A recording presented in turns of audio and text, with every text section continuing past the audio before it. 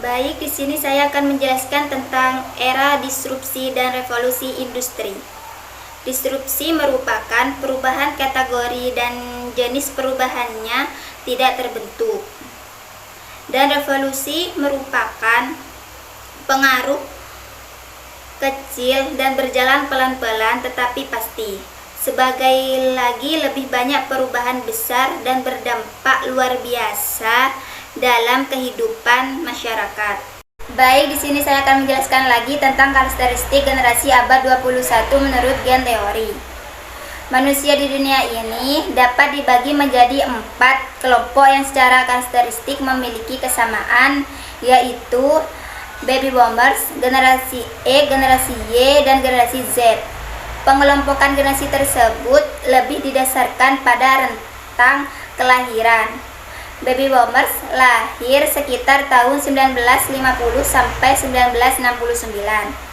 Kelompok generasi X sekitar tahun 1970 sampai 1984. Kelompok generasi Y lahir 1985 sampai 1999. Dan kelompok generasi Z lahir sekitar tahun 2000 sampai 2015.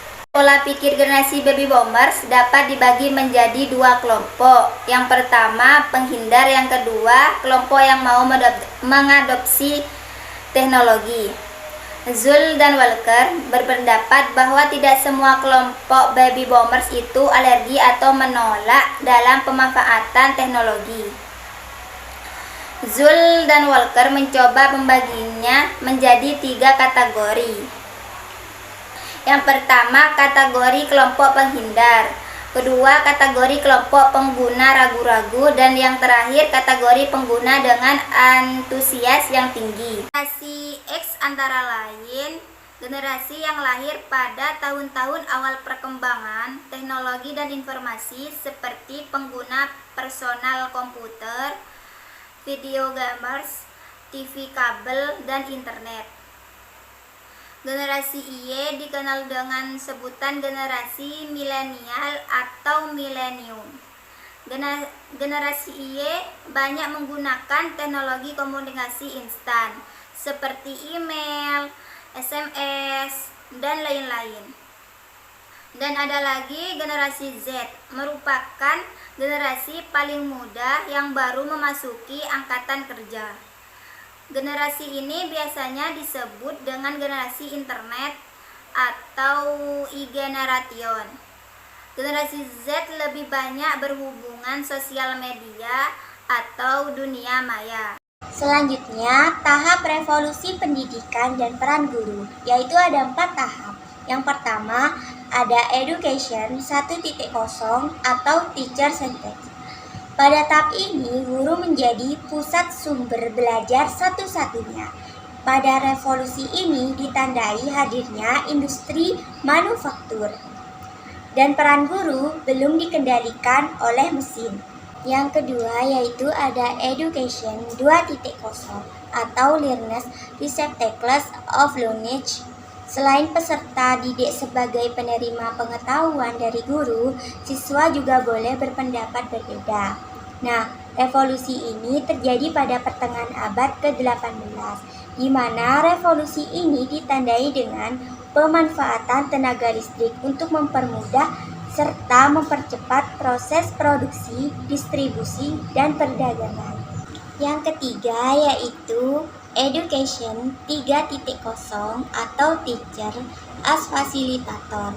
Nah, pada revolusi ini praktek di kelas lebih interaktif dan menjadi kolaborasi antara siswa dan guru. Dalam tahap ini, pembelajaran mulai dibangun jejaringan sosial dengan menggunakan pendekatan dan model problem-based learning. Terakhir yaitu tahap education 4.0 atau disebut sebagai learners as connector, kreator, dan konstruktis. Nah, peran guru lebih sebagai pemandu ke sumber daya dan konten ajar, karena peserta didik berperan sebagai produser konten belajar, penyambung koneksi, dan pembangunan informasi. Dalam tahap education ini, pendidikan lebih terbuka dan sistem manajemen belajar dilakukan secara mandiri. Mempersiapkan karakter dan keterampilan. Guru sebagai pendidik profesional dengan tugas utama mendidik, mengajar, membimbing, mengarahkan, melatih, menilai, dan mengevaluasi peserta didik merupakan human capital yang harus terus dibekali dengan ilmu baru melalui program pengembangan keprofesian berkelanjutan atau PKB, dan tidak alergi memanfaatkan teknologi sebagai salah satu strategi menghadapi era disrupsi. Terdapat dua karakter. Yang pertama, karakter perubahan. Karakter perubahan merupakan karakter adopters, yaitu karakter yang selalu bisa beradaptasi sekaligus mengadopsi setiap perubahan yang lebih baik dan maju. Yang kedua, karakter yang purna, merupakan individu yang mampu mengendalikan seluruh subsistem yang terjadi dalam hidupnya. Semua perubahan, baik yang menguntungkan atau bahkan membuat kesulitan hidup, tetap diterima dan diambil hikmahnya. Berikutnya keterampilan yang dibutuhkan di era 4.0. Yang pertama, complex problem solving, yaitu kemampuan menyelesaikan masalah yang kompleks serta belajar dari hal yang terbaik untuk menjadi lebih baik. Yang berikutnya, control thinking, yaitu mampu berpikir kritis, masuk akal, dan mampu membuat strategi untuk mengembangkan hasil belajar dengan tujuan yang jelas.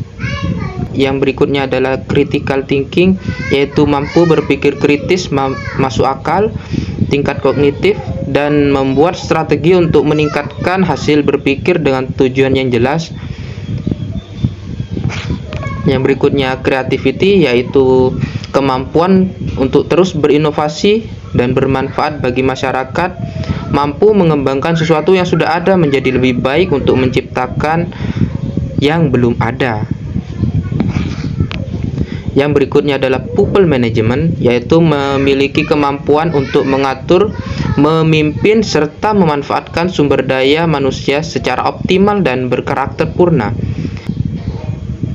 Yang berikutnya adalah coordinating with other, yaitu kemampuan menjadi super team, bisa bekerja sama dengan tim dan luar tim. Berikutnya adalah emotion intelligence, yaitu kemampuan mengatur, menilai, menerima, serta mengontrol emosi dirinya dan orang lain di sekitarnya sampai memperoleh kemanfaatan bersama. Yang berikutnya adalah judgment and decision making, yaitu kemampuan menarik kesimpulan atas situasi yang dihadapi dan mengambil keputusan dalam kondisi apapun, termasuk saat sedang berada di bawah tekanan. Yang berikutnya adalah service orientation, yaitu memiliki keinginan untuk membantu dan melayani orang lain sebanyak mungkin tanpa mengharapkan penghargaan semata, melayani dengan hati dan keikhlasan. Yang berikutnya adalah negotiation, yaitu kemampuan berbicara, bernegosiasi, dan meyakinkan orang dalam aspek pekerjaan sampai orang lain menjadi yakin atau percaya pada kita. Yang terakhir, menghadapi fenomena metaverse. Menurut Zuckerberg, metaverse adalah dunia virtual baru masa depan karena manusia sekarang sudah sangat mengandalkan internet untuk berinteraksi. Marsudi Wahyu Kisworo 2022 menjelaskan bahwa metaverse yaitu pertama, bagaimana menyatukan dunia nyata dengan dunia digital. Kedua, adanya unsur presence di mana kita bisa merasakan berada hadir di dunia digital yang diwakili oleh avatar. Ketiga, unsur interaksi berkomunikasi lebih nyata. Keempat, membawa kemanusiaan kita ke dunia digital dengan seluruh indera. Dari penjelasan di atas dapat disimpulkan bahwa metaverse bisa dilihat dari dua sisi, yakni sebagai media sosial dan peran permainan atau role-playing game. Metaverse merupakan dunia luas digital yang sangat canggih dan berisi dunia-dunia khusus atau universe.